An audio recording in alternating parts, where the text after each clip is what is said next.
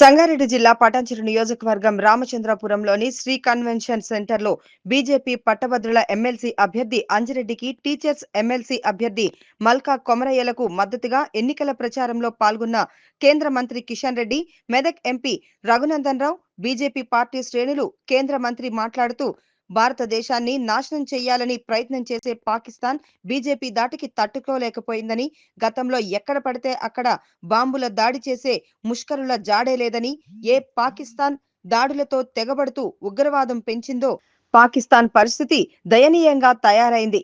నరేంద్ర మోడీ ప్రధానిగా పనిచేసిన ఈ 10 ఏళ్ల కాలంలో నీతివంతమైన పాలన సాగుతోందని అన్నారు. సాంకేతిక రంగంలో మన దేశాన్ని మోడీ అగ్రగామిగా నిలిపారు. గతంలో 2 సెల్ ఫోన్ కంపెనీల నుంచి 400 కంపెనీలకు పెరిగింది. యాపిల్ వంటి సంస్థలు మన దేశానికి వచ్చాయి అన్నారు. మెదక్ ఎంపీ రఘునందన్ రావు మాట్లాడుతూ పట్టభద్రుల ఎమ్మెల్సీ అభ్యర్థిగా సి అంజిరెడ్డిని, టీచర్స్ ఎమ్మెల్సీ అభ్యర్థి మల్కా కొమరయ్యలను మొదటి ప్రాధాన్యత ఓటు వేసి గెలిపించాలని కోరారు. పట్టభద్రుల ఎమ్మెల్సీ అభ్యర్థి సి అంజిరెడ్డి మాట్లాడుతూ మన ప్రధానమంత్రి నరేంద్ర మోడీ బలపరిచిన పట్టభద్రుల ఎమ్మెల్సీ అభ్యర్థిగా నాకు మంచి అవకాశం ఇచ్చినటువంటి బీజేపీ పెద్దలకు అందరికీ ధన్యవాదాలన్నారు. పట్టభద్రుల దీవెనగా మొదటి ప్రాధాన్యత ఓటు నాకు వేసి భారీ మెజారిటీతో గెలిపించాల్సిందిగా కోరుతున్నామని అన్నారు.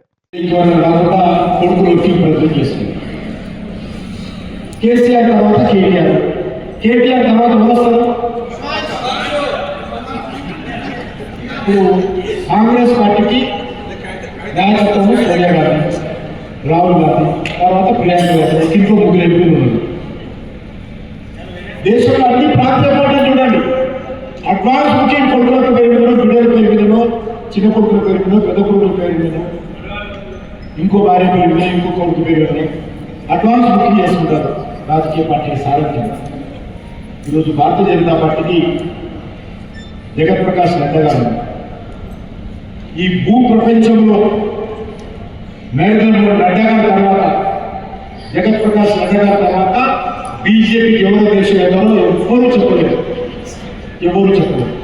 ఎవరైనా కావచ్చు, ఒక ఛాయ అమ్ముకున్నటువంటి సాధారణ కుటుంబం నుంచి వచ్చినటువంటి ఒక వ్యక్తి ఈ దేశానికి ప్రధానమంత్రి చేసినటువంటి ఘనత భారతీయ జనతా పార్టీ.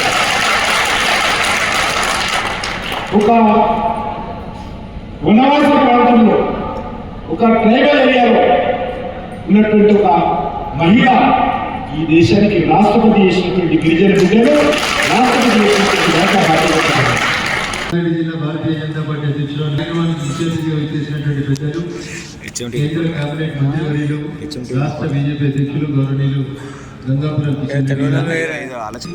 ఫిబ్రవరి 27వ తారీఖున జరగనున్నటువంటి ఎన్నికల్లో మెదక్ అంజిరెడ్డి గారు, అదేవిధంగా ఇదే 4 ఉమ్మడి జిల్లాలకు సంబంధించి అదే ఫిబ్రవరి 27వ తారీఖున జరగనున్నటువంటి టీచర్స్ ఎమ్మెల్సీ అభ్యర్థి గౌరవనీయులు మల్కా కొమరయ్య గారు, వేదిక మీద ఉన్నటువంటి నిరుద్యోగ సమస్య కానీ చాలా స్పష్టంగా మీ మొదటి ప్రాధాన్యత ఓటుని ఫిబ్రవరి 27వ తారీఖున వేసి గెలిపిస్తే ఖచ్చితంగా మీ తరఫున శాసన మండలిలో భారతీయ జనతా పార్టీ శాసన మండలి సభ్యులుగా ఖచ్చితంగా మీ పక్షాన నిలబడి పోరాడతామని హామీ ఇచ్చింది. కాబట్టి దయచేసి మీరందరూ కూడా ఫిబ్రవరి 27వ తారీఖున మీ మొదటి ప్రాధాన్యత ఓటుని బ్యాలెట్ పేపర్లో వాళ్ళ పేరుకి ఎదురుగా చిన్నప్పుడు మనం స్కూల్లో చదువుకున్న 1వ నెంబర్ వేసి వాళ్ళని ఆశీర్వదించాల్సిందిగా విజ్ఞప్తి చేస్తాను.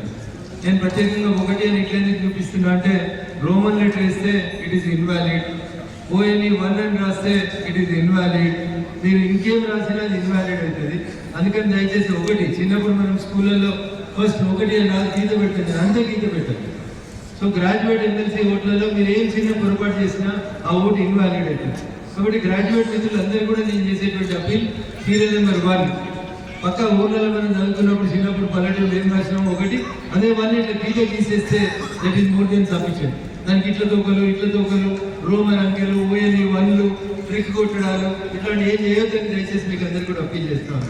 నేను ఇంతకుముందు ఒకటి వేయలేదని కాదు, నేను అడగడం మా బాధ్యత, మళ్ళీ ఒకసారి విజ్ఞప్తి చేసుకోవడం మా బాధ్యత. కాబట్టి మీకు అందరికీ మీ బాధ్యతలు గుర్తు చేస్తున్నాను.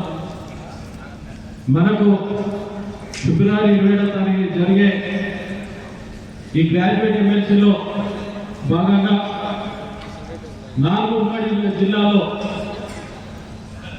మెదక్ మనమే గెలుచుకున్నాం, ఆదిలాబాద్ మనమే గెలుచుకున్నాం, కరీంనగర్ మనమే గెలుచుకున్నాం, మరియు నిజామాబాద్ మనమే గెలుచుకున్నాం.